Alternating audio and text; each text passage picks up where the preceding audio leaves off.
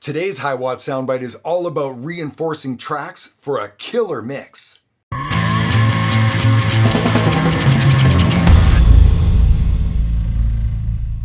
Well, am I ever excited to share another session on mix production? And today's session is all about reinforcing that mix.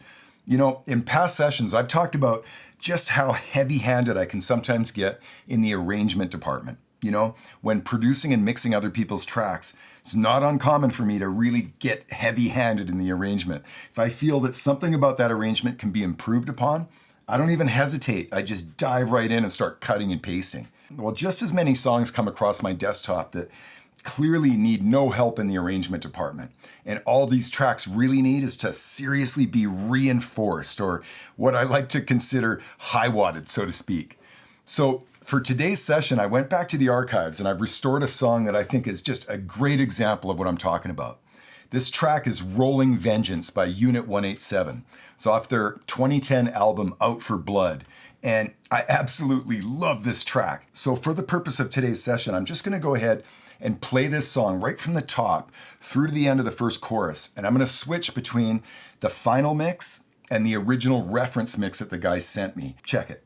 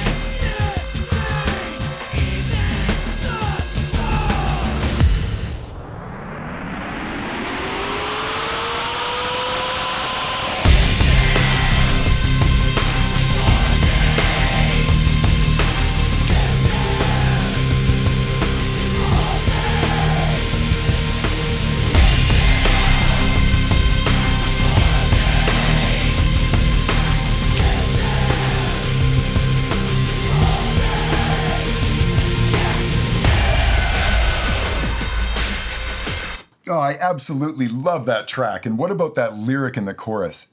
Get them before they get you. Oh man, that is classic Todd Law. You know, Todd Law is no longer with us. Rest in peace, Todd. What an incredible soul that man was. And for anybody who had the privilege of seeing Todd perform live, what a powerhouse that dude was. Unbelievable. Todd, rest in peace, my friend. So this song is a great example of what I'm talking about, where that original arrangement, absolutely solid. And all it really needed was to just be seriously reinforced. So let's get into this track and have a look at some of this reinforcement. So right out of the gate, and for this kind of extended intro, I've just added a kind of low drone note and done a bunch of mutes on some of the initial drums. And then for the second part of this intro, sort of introduce some of those drums through a bunch of distortion and delay. So didn't really do much, really more of just sort of flavor stuff to try and build an interesting intro.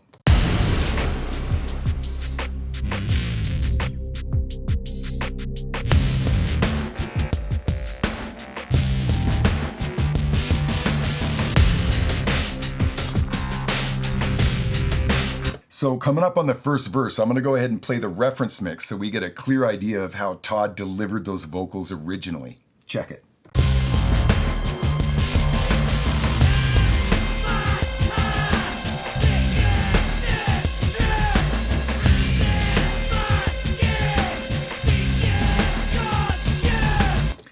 Really sung like a gang vocal almost, right? Really kind of just, God's death, just singing into that thing as a gang. Well, I ended up just kind of tweaking this thing out, added a ring modulator and a bunch of vocoder effects to come up with this.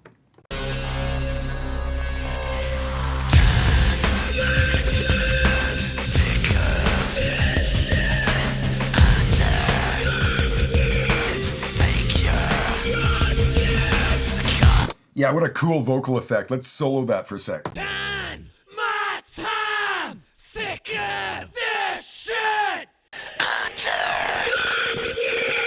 Thank you. Got it all wrong, heard it before. Promise. Even. I really love a strong ring modulator effect like that. Love it.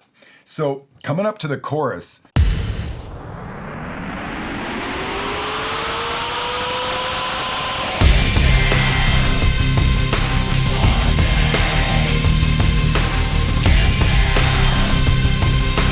let's have a listen to exactly how Todd delivered these vocals originally. Check it. Get them before they get them before they. Absolutely powerful, right? Just a big group vocal going on there. Well, here's what I ended up coming up with for that vocal part.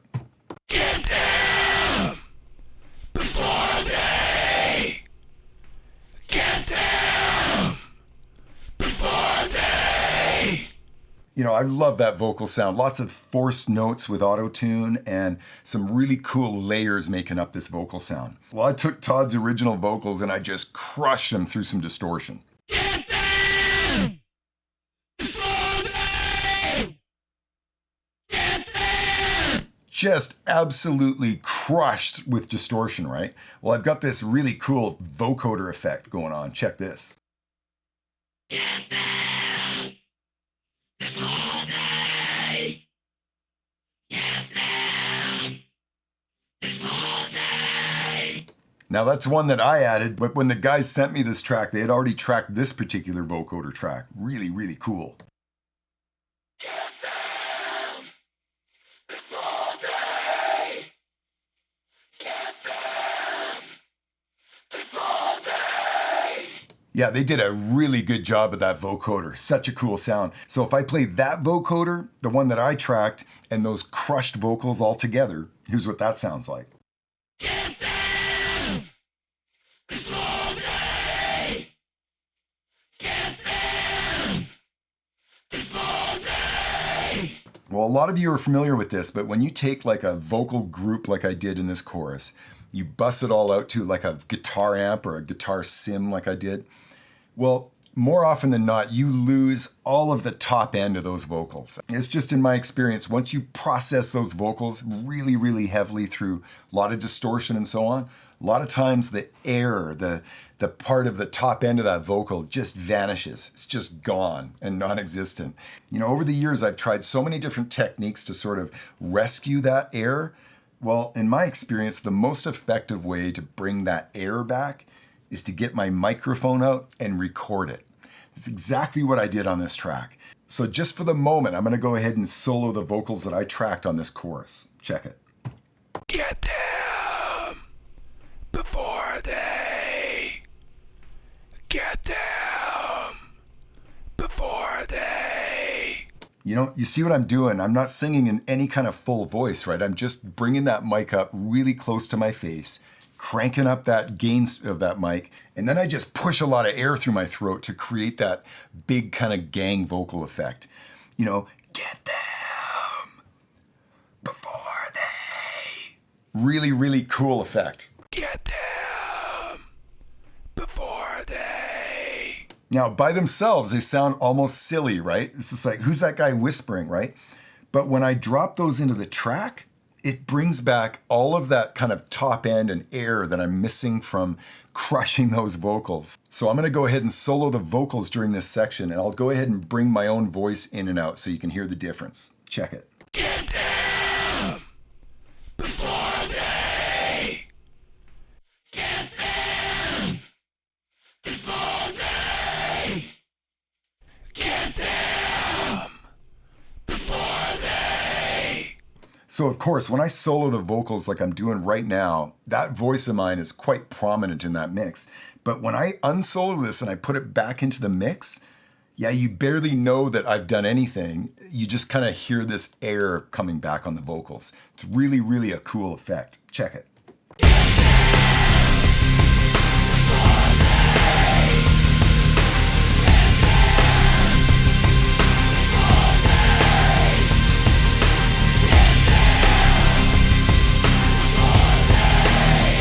Yeah, very, very effective means at bringing back that air. Another area that I reinforce just about every mix is in the drum department. You know, I'm constantly digging into my own proprietary library and adding my own drum sounds to sort of reinforce the parts that are supplied to me. The guys did such a good job of these drums that I really didn't need to do much. I mean, I sort of knew right from the get-go that in the chorus of this song, I wanted a really kind of obnoxious snare drum on top of that thing ringing away. So found a really cool sample for that, and another really kind of thuddy kick drum that I didn't double every single kick with. I only kind of reinforced a few of those kicks.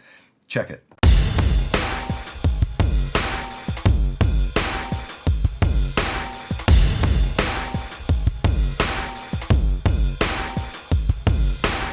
So yeah, not necessarily going in and doubling up every single kick drum with a sample, right? Sometimes it's just really effective to just do what I was doing there, just kind of boom, boom, boom, boom, boom. That's like one of my favorite beats on earth right there. Now check out these rhythm guitars in this chorus.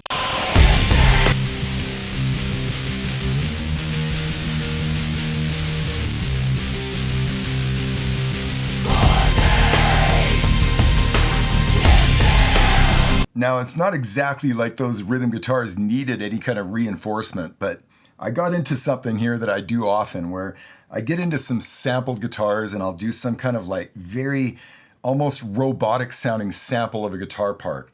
And by itself, it's just utterly useless. In other words, it's almost like embarrassing to play it by itself.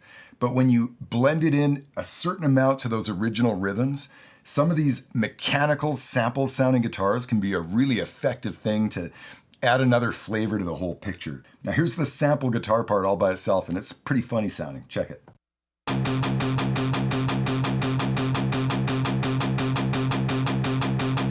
So that's all it does through the whole chorus is just do, do, do, do, do, do, do. But when I blend that into the original rhythm guitars, very, very effective.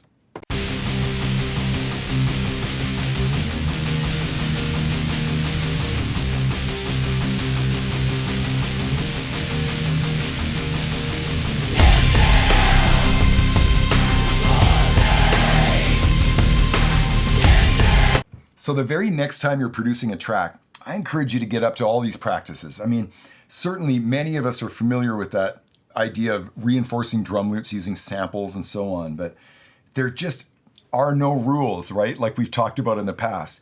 The next time you're processing vocals and through that process you lose something from that vocal track, don't even hesitate. Just pull a microphone out and mimic whatever it is you're missing with your own voice. I mean, this is exactly where the real fun of mixing is, where you just absolutely pull the lid off and there are no rules, right? Yeah, dive into that track, toss the rule book out the window, and use every available tool that you have to produce a killer mix.